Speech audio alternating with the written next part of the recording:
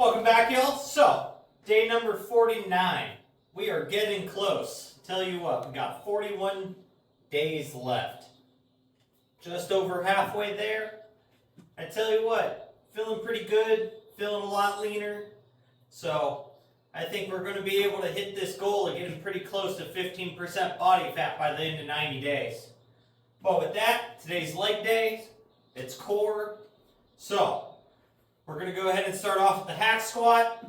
We're going to go ahead and start with 110 pounds today. Maybe we'll work up a little bit. Maybe we'll just hit these warm-up sets as just this. Let's find out where we go. I'm kind of not following a super strict, per se, workout schedule. Like the lifts themselves kind of is. But the volume and weights, things like that, still kind of just filling them out, adjusting as we go.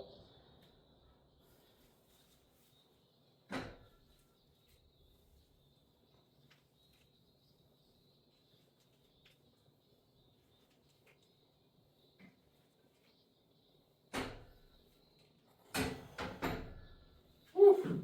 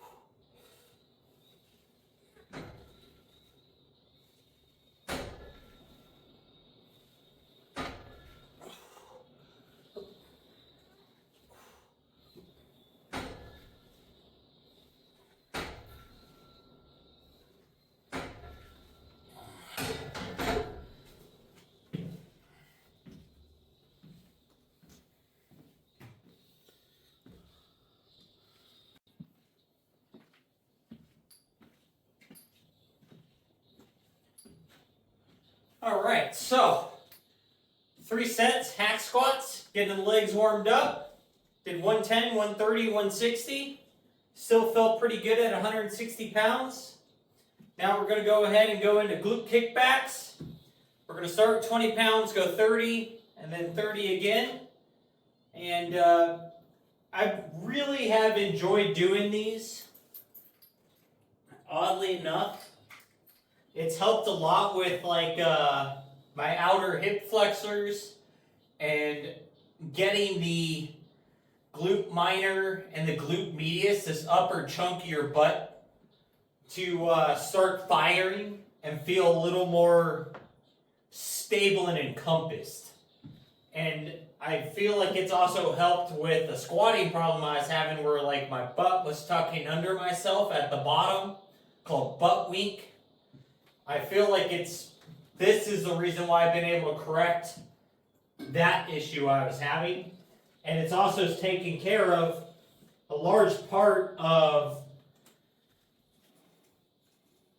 the lower back pain I was having by correcting that.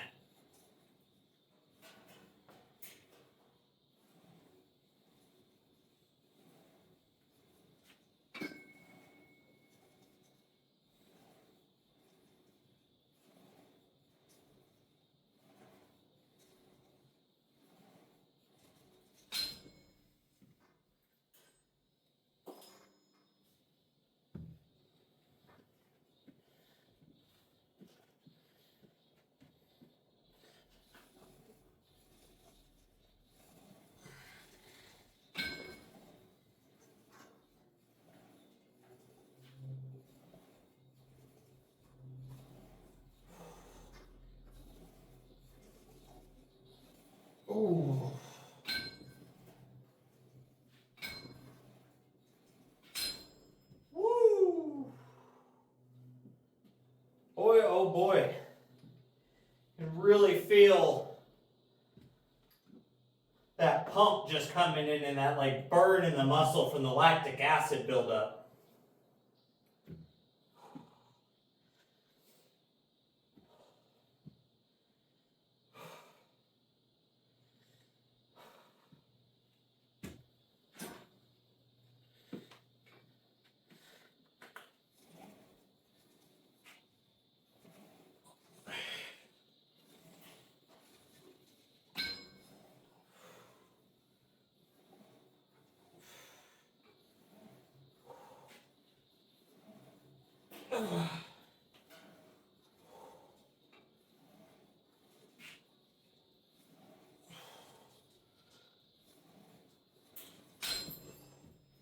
Woo!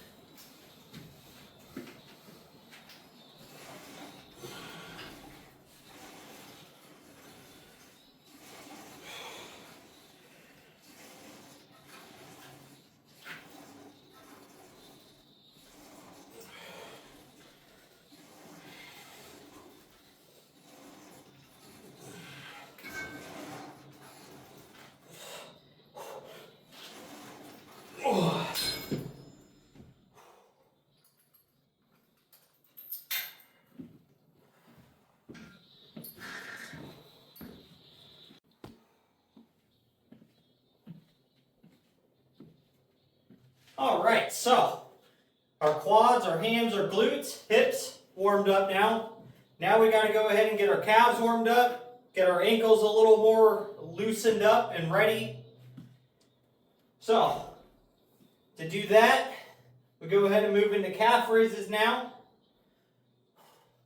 I've got 200 pounds on here. And let's get these things ripping.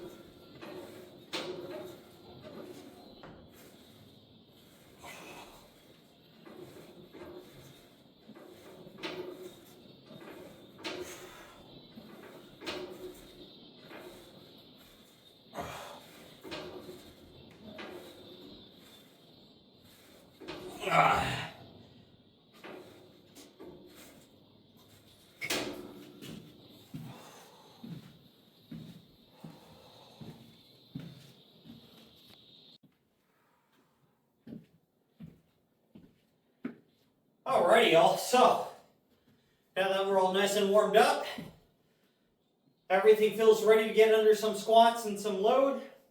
So we're going to go ahead and start out 95 like normal, 135, 185, 225. Then after 225, we'll go ahead and we'll be able to use that as our judge of what we're going to move up to and be our top sets today. So, let's get into these things. Got to get these little baby legs growing.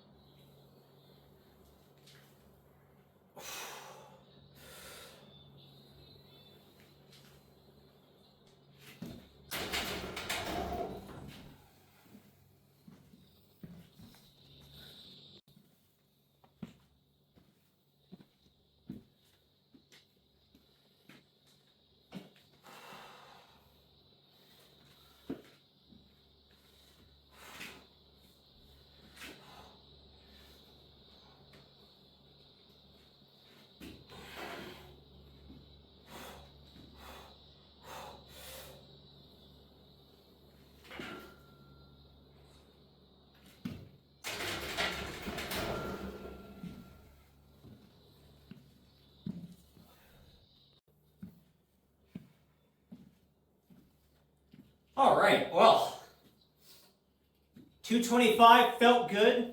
Felt a little shaky down in the hole, but power-wise didn't feel terrible. So I'm struggling with remembering if I did 250 as a top set or 275 as a top set. Last leg day or leg day before last.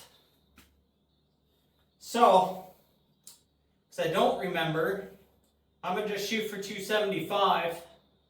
We're going to see what happens. But this going to be heavy. Definitely also going to be a struggle. But let's get this.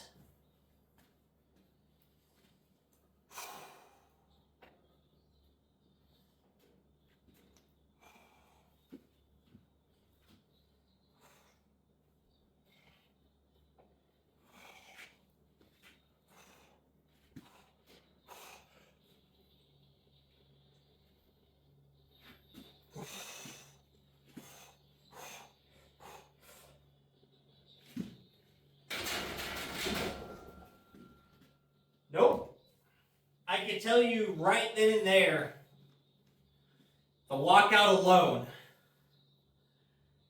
it was not 250 or 275. It was definitely 250. So, the walkout alone felt crazy.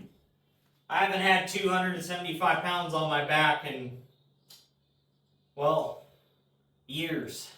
Like, year and a half, 2 years. So, that, I could just tell by the way it feels supporting the weight that that's just asking to injure the lower back to try to squat 275. So we're not even going to bother with that. So we're just going to leave it today at 225, and I'll write down 250. And that's what we'll go ahead and hit next leg day. Because by the way that felt, 250 pounds wasn't going to move either. It's going to be a half rep to failure. So we'll go ahead and skip that. Now we'll go ahead and get set up to do some cable crunches. And we'll call it a day.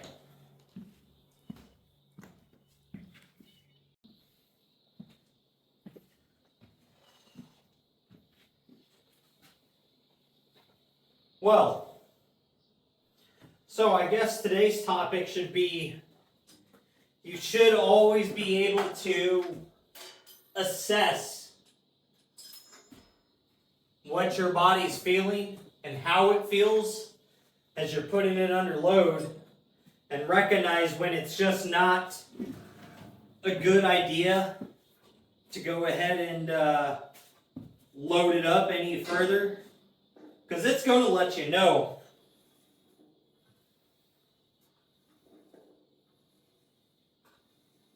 When you're trying to put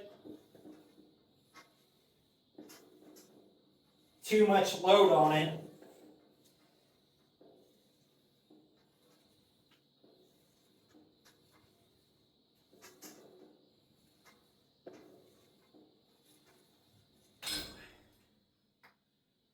and that even goes if, say you have like a complete program written out for what weights you're supposed to hit for however many ever sets and reps and whatnot. It's okay, to have to sometimes back that weight down, not move up that weight, only do 2 instead of 4 sets, or, instead of 12 reps, hit it for 7. It's all right. It happens. So, one of the biggest things to learn is not only learning how movement feels, but learning how the body feels while doing it, and when it just doesn't feel stable per se. Because putting that 275 on my back did not feel stable.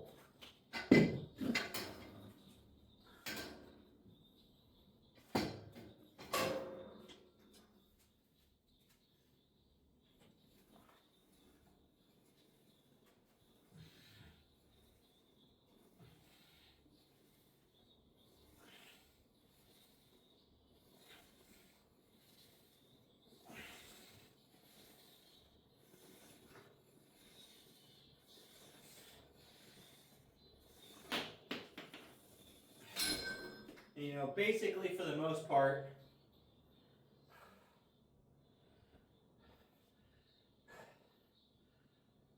the gym and the weights are going to be there for that next exercise. So, don't be afraid to go ahead and just push that, that big lift off one day, or that next set off a day, or 2, or a week, or whatever, to your next training day.